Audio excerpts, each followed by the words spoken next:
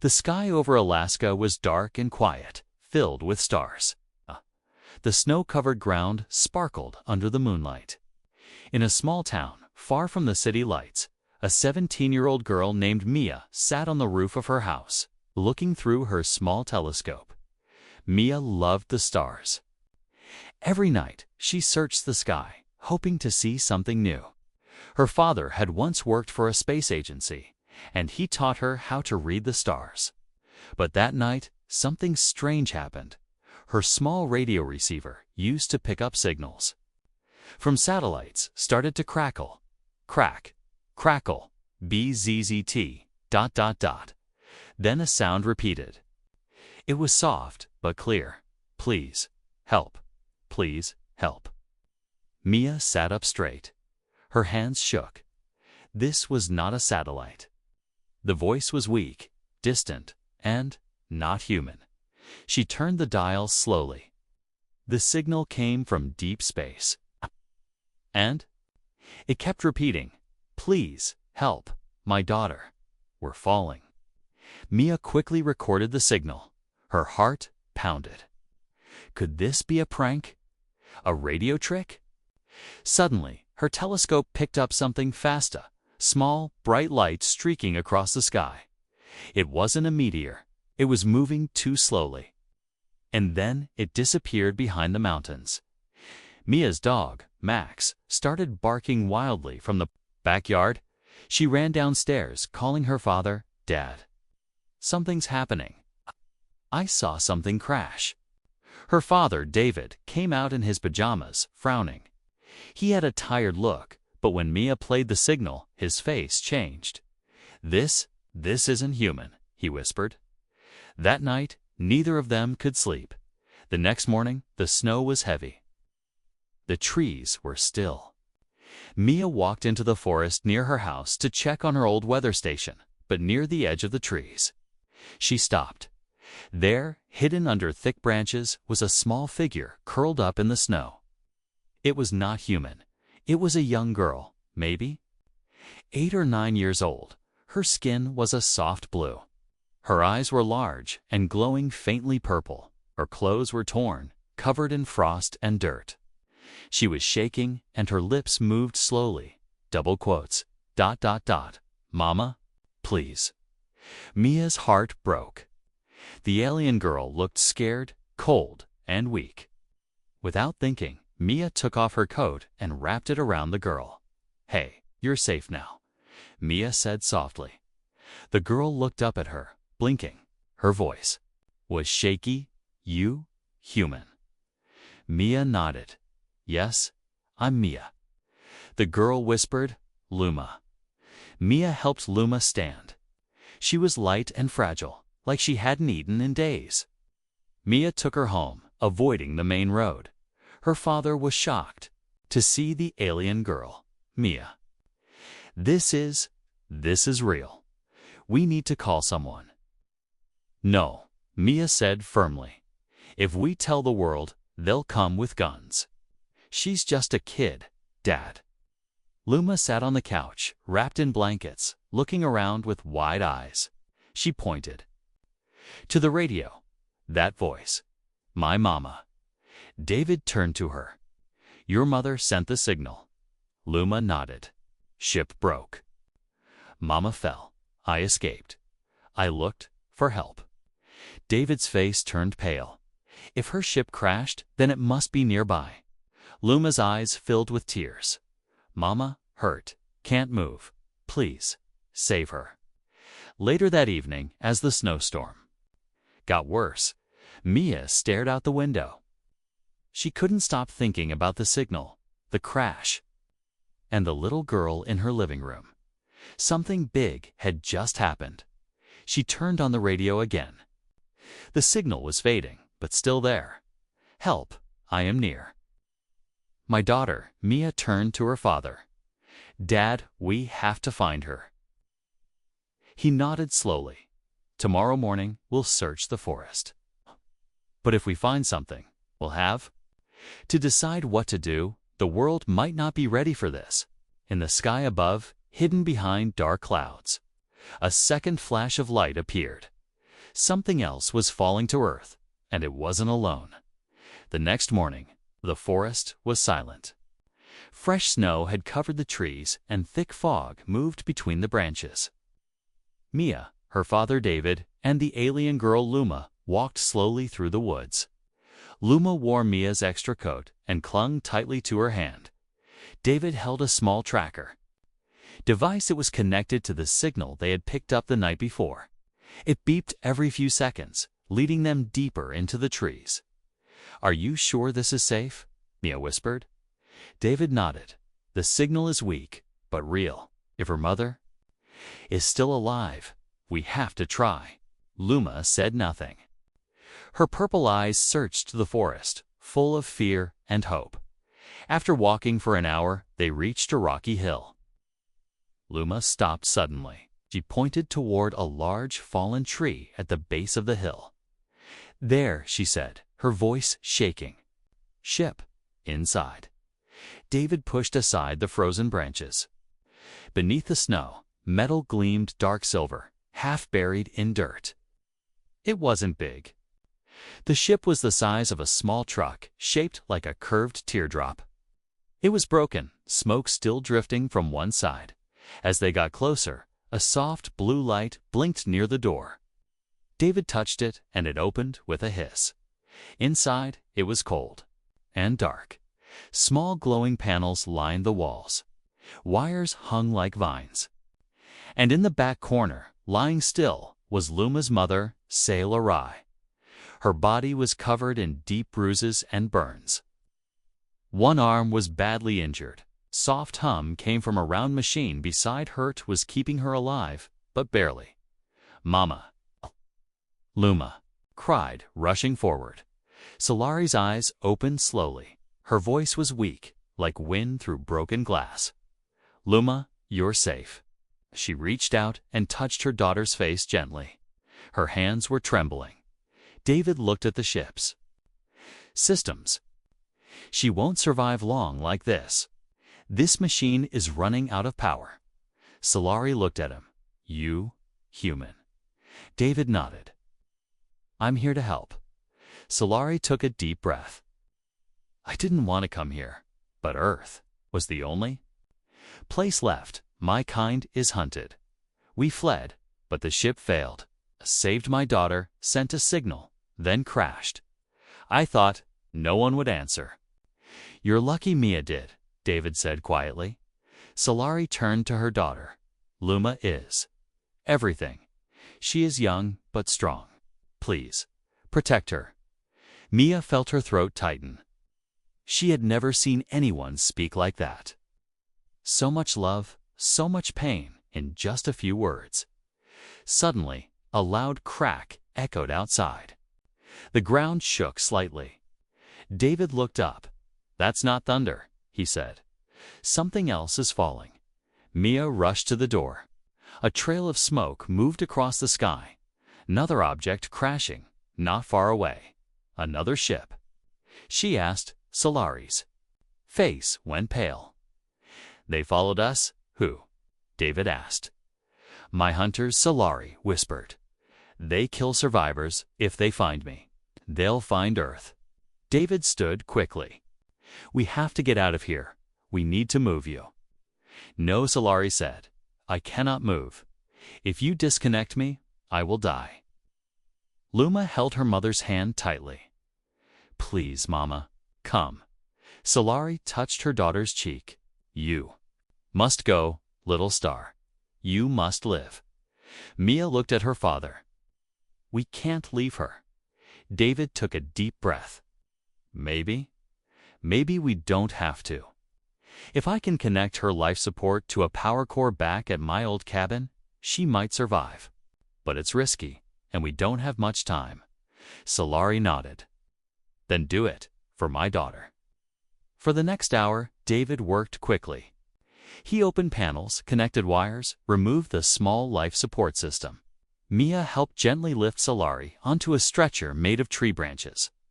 Luma held her mother's hand the whole time, whispering softly in her alien language, "Dot," as they moved. Through the snow, the wind grew stronger. Mia glanced behind them. She saw a shadow in the trees, something tall, something moving. "They're here," she whispered. David looked over. "Run." By the time they reached the edge of the forest, Mia was breathless. The shadow had followed them, but never came too close. Still, they all felt it watching. Back at the cabin, David connected the alien machine to his solar generator. The lights flickered, but then held steady. Solari gasped, then her breathing slowed. She was alive for now. "I owe you." "More than I can say," she whispered. David shook his head. "Just rest." Luma curled up next to her mother, but outside, beyond the snow and trees, something watched their small cabin. It had arrived, and it wasn't human. Snow fell softly outside the wooden cabin. Inside, the alien mother Solari lay on a small bed, her skin pale and glowing faintly. The human generator kept her alive, but everyone knew she was weak, and time was short. Luma sat beside her, holding her hand. Mia brought her a warm drink. It was clear now this alien girl trusted no one more than Mia. David worked on strengthening the signal receiver. He knew Solari needed help, but they couldn't go to the hospital. No one would believe them. And if the wrong people found out, things could go very wrong, very fast. That afternoon, Solari opened her eyes and whispered, "I must speak to your people." David leaned forward. "They won't understand. Some may panic. Some may want to harm you. I must try," Solari said. "If I don't speak, they will only see a threat, not a mother." David looked at Mia. She nodded. "I'll record her message," Mia said, "with soft lights and a small camera." Mia sat across from Solari and began to record. Solari looked weak, but her voice was strong. She spoke slowly, in clear English, using words she had learned from her daughter and the translator. "I am Solari," she began. "I am not a soldier. I am not an invader. I am a mother." She paused, looking into the lens with gentle, glowing eyes. "My planet is gone. My people are nearly gone. We ran, we searched the stars, but they followed. Hunters' machines, they kill without mercy." She turned to Luma and smiled sadly. "I crashed here. I sent my daughter to find help. She found humans, and they helped. That is why I believe Earth still has hope." Solari's eyes grew wet. She reached forward, as if touching the hearts of anyone who would watch the video. "I do not ask for shelter. I do not ask for safety. I ask only one thing: protect my daughter, let her live." Mia ended the recording. For a moment, the room was quiet. Even David had tears in his eyes. Later that night, they uploaded the video to a secure satellite network. David knew someone, an old friend, who worked in deep space communication. The message would reach important people, and maybe the right people would listen, but ours. Later, something unexpected happened. The video was leaked. It went viral.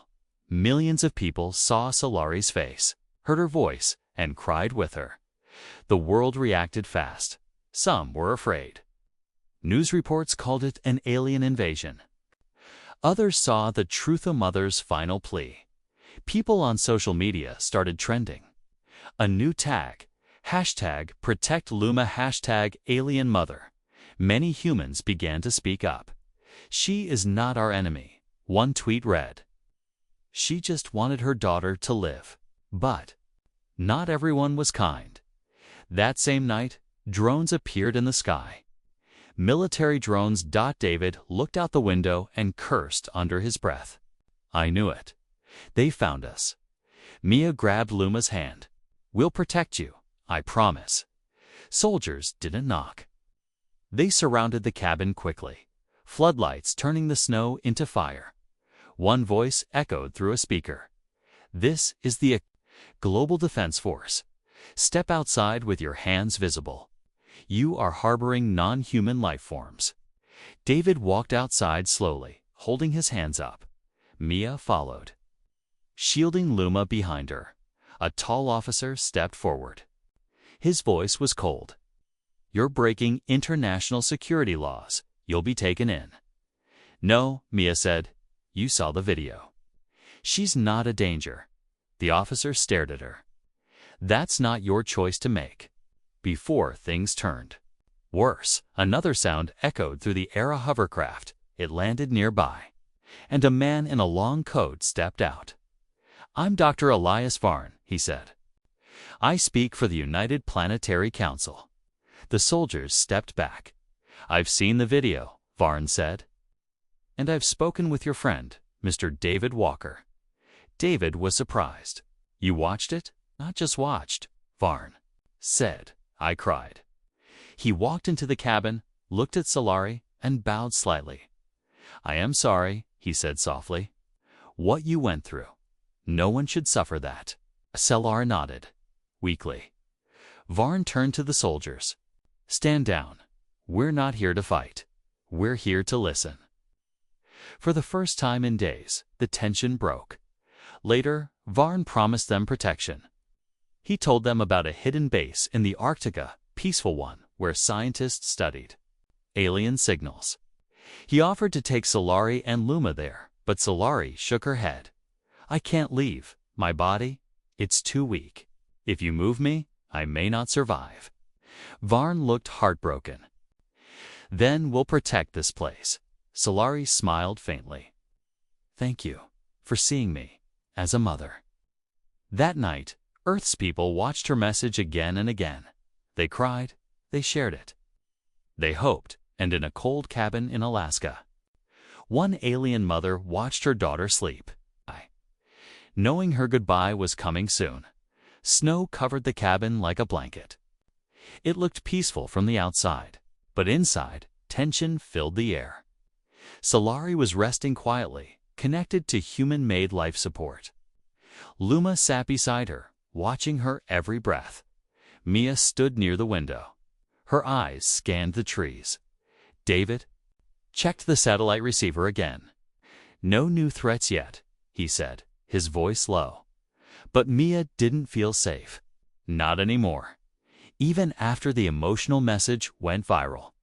And Dr. Varn promised protection. There were whispers of soldiers who didn't agree. Whispers of commanders who believed aliens could never be trusted. And now, those whispers were moving in silence. Through snow and trees, that night, Dr. Varn returned to the cabin. He looked worried. "There's a problem," he said. "Some forces think Solari's too dangerous. They don't care about her." Message: they want her gone. David clenched his fists. "We had an agreement. You said she would be safe." Varn looked down. "I don't control them all. They're sending a Black Ops team. Quiet. No news, no press. They'll come at night." Luma looked up, terrified. "They will kill Mama." "No," Mia said firmly. "Not while we're here." They had little time. David started fortifying the cabin. He covered the windows, reinforced the doors, set up traps near the trees. He was once a soldier. Now he was a protector. Mia made a backup of Solari's message. Then she made one more. This one was for Luma. A goodbye message, just in case. She hid it inside a crystal necklace and placed it gently around Luma's neck. "What is this?" Luma asked. "It's something to remember us by," Mia said, forcing a smile. Outside, snowflakes began to fall harder. The air grew colder. The wind whispered warnings. That night, just past midnight, the dogs started barking. David grabbed his old rifle. Mia grabbed a flashlight. Then the lights went out. "EMP," David muttered. "They've started." Everything was silent for a moment. Then came the sound crunching snow. Soft footsteps. Moving fast, David stepped outside. He couldn't see them, but he knew they were here. Suddenly, one of the traps triggered a bright flash, and someone screamed. But others kept coming. Mia ran to the basement. Solari, we have to hide you. Solari opened her eyes weakly. No use. They will find me. We can't give up. Mia cried. Solari looked at her daughter. Luma, go. Hide. Luma shook her head, crying, I won't leave you, Mama. Solari placed her hand on Luma's cheek. You must live. You are the future. You are my light. Mia opened the secret tunnel land old escape route David had built years ago. She looked at Luma. We'll get your mom back. But now you have to go. David returned, bleeding from a cut on his arm. They're surrounding the cabin. Go, now. Tears ran down Luma's face. Mama. Solari gave one final kiss to her daughter's forehead. Be brave. Like the stars, David helped Mia and Luma into the tunnel. It leads to the forest, he said. Keep low, move fast. Mia looked back one last time. Say, Lar, I smiled. Then the tunnel door closed. Outside, the soldiers moved in. They wore black suits. No flags, no names, just orders. Inside the cabin, Celery waited. She had no weapon. No way to fight, but she had something else. She whispered softly into the air. Using her language, her voice echoed faintly through the machines. It wasn't a cry for help. It was a mother's last lullaby. Mia and Luma reached the edge of the forest. Suddenly, the cabin behind them exploded. Bright light and smoke filled the sky. Luma fell to her knees, screaming, No. Mama. Mia held her tightly. We don't know yet. Maybe, but she escaped. Maybe, but she couldn't finish the sentence. Luma looked up. Her eyes were glowing with tears and light. Something had awakened inside her, something powerful. At that moment, the world saw a second video. It was the live feed from a hidden drone, leaked again by someone. Inside the military, it showed soldiers entering a cabin. It showed no weapons, no threat, just a mother dot and then an explosion. The internet exploded with outrage. They killed her. She begged for peace. We betrayed her. Hashtags trended again. Hashtag justice for Say Lar. Hashtag protect Luma. Hashtag not our name. The people had seen enough. Humanity had crossed a line deep in the forest. Mia held Luma close. We'll keep running, Mia whispered. But not forever. We'll find people who still believe, who still care. Luma nodded slowly, her eyes burning with lozenge, something more.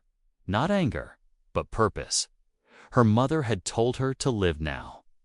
She would live for something greater. The forest was quiet. Too quiet. Mia and Luma moved through the tall trees, their breath rising in cold clouds. The snow was deep now, covering the world in silence. They had escaped the soldiers, but not thee. Pain. Luma walked slowly. Her eyes were empty. Her small hand held the crystal necklace Mia had given her. Inside was a final message from her mother. She hadn't opened it yet. Mia watched her carefully, worried. Luma had not spoken since the explosion. They reached a small cave near the mountain base. David had shown Mia this place years ago when he said, Always know where to hide when the world forgets its heart. Mia made a small fire, just enough. For warmth, Luma sat close, staring into the flames. I know it hurts, Mia said softly, but your mom wouldn't want you to stop living. Luma said nothing. Then, she touched the necklace. A faint blue light glowed. Mia leaned closer as the message began. Solari's voice, weak but gentle, filled the cave. My dearest Luma, if you are hearing this, then I am gone. But don't cry. Little star, I am still with you, in your heart. You are strong, stronger than I ever was. Trust Mia. Trust the good in humans. Some will fear you, some will hate you, but others will protect you. One day you will stand in the light, and they will listen Luma's lips trembled. Tears ran down her blue cheeks. Remember who you are. Not just an alien. Not just my daughter. You are hope. You are the voice for those who can no longer speak. Live, my love. Live for me. The message ended. Luma held the crystal tightly and whispered, I will, Mama, too. Days later, Dr. Varn found them. He had risked everything to reach the mountains. His aircraft had been damaged. He had walked for miles through the snow. Following Mia's last transmission, Mia opened the cave door with wide eyes. Dr. Varn, how did you find us? He smiled, frost clinging to his beard. I never stopped trying. Luma ran to him and hugged him tightly. Varn looked at Mia. The world saw everything. The attack, the lies, the people are furious. Protests have started in 10 countries. They're demanding justice. They're demanding peace. But the soldiers, Mia asked, what about the ones who tried to kill her? They're being hunted now, Varn said. Ouch. Even inside their own system. Truth always finds a way. He knelt beside Luma. I have something for you, he said. He opened a small case. Inside was a glowing blue cube. This is her memory core. We found it in the wreckage. It holds her thoughts, her knowledge, her final moments. Luma gasped. She touched the cube gently. She's really gone, but not lost, she said. Vier nodded. And you, Luma, are not alone. The people of Earth are speaking. They want to help.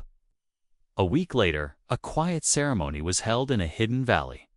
There were no cameras, no soldiers, just a few trusted humans and a stone.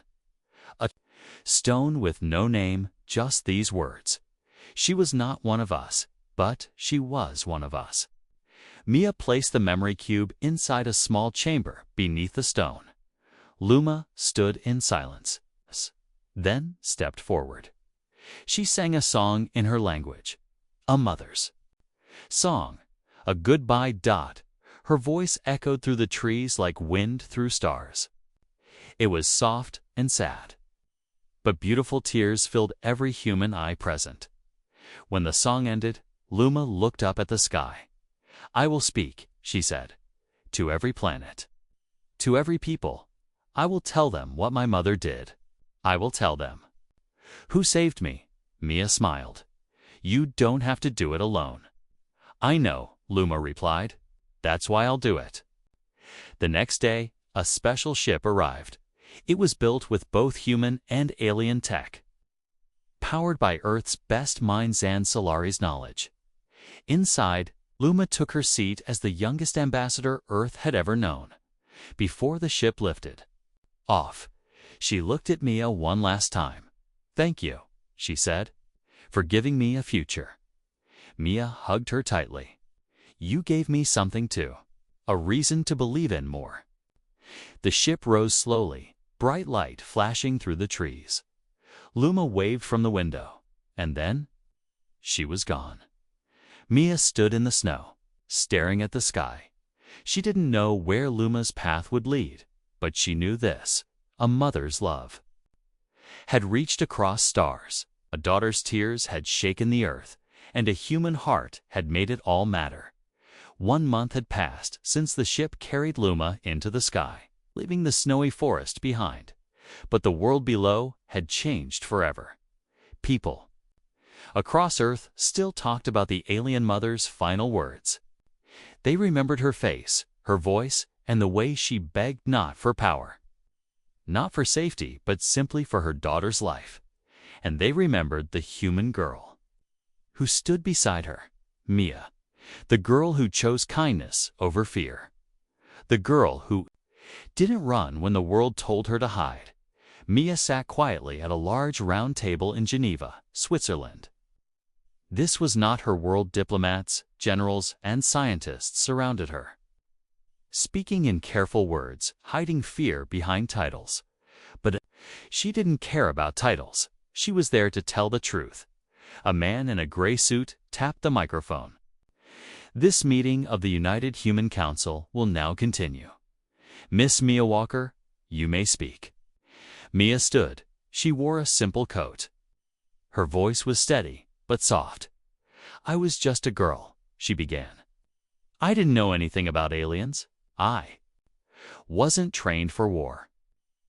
But when I found Luma in the forest, I knew she was just a child, lost, scared, freezing. Some of the room looked uncomfortable. Others leaned in closer. Then I met her mother. Solari Mia continued. She was not a monster. She was not a threat. She was a mother. That's all. The hall grew silent. Governments sent soldiers. They sent guns, and they killed her. A few heads dropped. She didn't fight. She didn't even move. She just asked for one thing: save my daughter. Mia's voice began to shake, and I did. She looked up, eyes bright with tears. And strength, and I'd do it again. Outside the hall, crowds had gathered. They didn't come for politicians. They came for Mia. Some held signs that read, "Human heart saved an alien soul. No more fear time for peace. We are not alone." And that's okay news. Cameras showed the world how a simple girl changed everything. For the first time in Earth's history. People were not afraid of visitors from space. They were ready to welcome them. Meanwhile, far above Earth, Luma's ship floated in orbit. She sat in a glowing room, speaking to delegates from other worlds. Her voice was calm, but full of emotion. "I am Luma, daughter of Salari," she said. "My people are gone, but I am not alone. A human girl saved me. Her name is Mia, and because of her, I believe in peace." An alien with bright silver skin nodded slowly. "You carry both sorrow and hope, young one. We have watched Earth from afar. We feared your kind, but maybe we were wrong." Luma placed her hand on the table. "You feared them because you only saw their armies. You didn't see their hearts." Back on Earth, Dr. Vare met Mia outside the hall. "You did something no one else could," he said. "You made them feel." Mia looked down. "I didn't do it alone." Verne smiled. "That's the best part. You didn't need to." He handed her a small box. Inside was a badge with two symbols, one human, one alien. "This is the first Earth Ambassador medal," Varn said. "You're the first one to earn it." Mia laughed softly. "But I'm not a leader, I know," Varn replied. "You're something better. You're a friend." That night, Mia stood on the balcony of her hotel. Stars filled the sky. She looked up, wondering where Luma was now. If she was safe. If she was smiling. Her phone buzzed. It was a message. No number, just a symbol. A blue star. She opened it. Ah. Short video played. Luma stood in front of a peaceful alien council. Behind her were stars Mia didn't recognize. "Mia," Luma said, smiling gently. "Today, I told my story, and I told yours too. They listened, because you taught me how to speak with truth, with heart. I hope we see each other again soon. Until then, I carry you with me." Mia wiped a tear from her eye, for the first time in weeks. She felt peace, not because the world was fixed, but because someone, somewhere, was still carrying the light forward. Across Earth, something beautiful began to grow. Children in schools learned about Solari's message. Artists painted murals of a blue-skinned girl and a brown-haired human, standing together beneath the stars. Musicians wrote songs called the Lullaby of Peace and Cry of the Stars. And nations began to talk about what it meant to be human and what it meant to be something more. In one small park in Alaska, a statue was built. It showed a mother holding her daughter. The plaque read, "She came from the stars, not for war, but for love." And we answered her with both. But in the end, love won. The stars above Earth shone brighter now. It had been 6 months since Luma left the snowy forests behind. 6 months since her mother, Solari, gave her life to protect her daughter's future, and now that future was beginning. Luma stood inside a large spaceport above Earth's orbit, looking down at the blue planet below. Her new home. She wore a soft white robe designed by both human and alien hands. Around her neck was the crystal necklace, her mother's final message, still glowing faintly with warmth and memory. Behind her, glass doors opened with a soft hiss. Mia stepped inside. She had grown stronger since the last time they saw each other. Her hair was tied back, and she now wore the official badge of Earth's Interworld Peace Council. Luma smiled. "You came." Mia nodded. "Of course I came. I said I would." The two friends hugged tightly. "I missed you," Luma whispered. "I missed you more," Mia replied. Luma had returned not as a refugee, but as a symbol of peace. The council had approved her request to live on Earth under full protection. She was now both a citizen of Earth and a representative of peaceful alien species.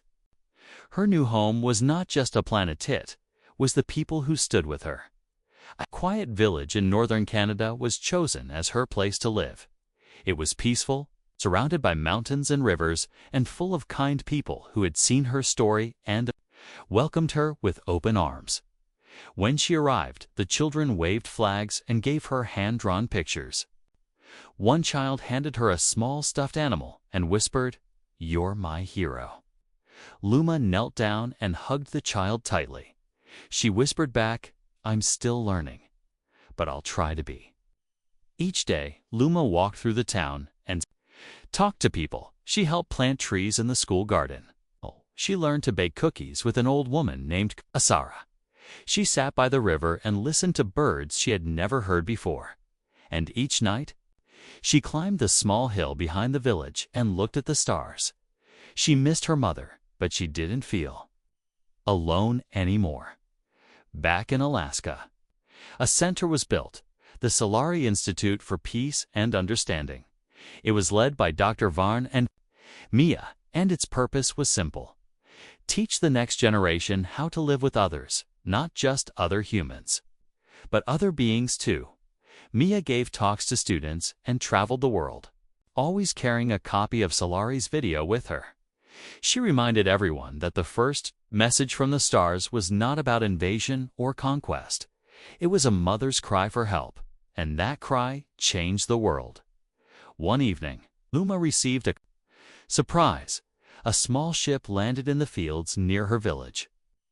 Out stepped 3 beings, one tall and red-skinned, one small and green, and one glowing like crystal. They introduced themselves as peace delegates from different worlds. "We heard your story," the crystal one said. "We wanted to meet the child who survived and a human who helped." Luma invited them into her home. They shared stories, laughed, cried, learned, and for the first time, true peace talks between Earth and the stars began not with politics, but with friendship. As the sun set, Luma took her guests to the hilltop behind her home. They watched the stars come out one by one. "I used to feel like I didn't belong anywhere," Luma said. "My planet is gone. My mother is gone. But then I realized I carry them with me, in here." She placed her hand over her heart. "And now, Earth is not just a place where I was saved. It's where I learned to live." The green alien nodded. "Home isn't just where you're from, it's where you are loved." Luma smiled. "Exactly." Months later, Earth celebrated its first day of the stars. A day to remember Solari. A day to honor peace. A day where humans and aliens stood together as one. On that day, Luma gave a speech in front of the United Council. Her voice was strong. Her heart was full. "My mother gave me life, and a human gave me hope. Together, they made me who I am. I am Luma of the stars. I am also Luma of Earth. I promise to protect this planet and all who seek peace. Let us be a light not just for each other, but for the whole galaxy." The crowd stood and clapped. Some cried, some smiled, and somewhere, far beyond the stars, Solari's memory watched with pride. Her daughter had not only survived, she had found her home.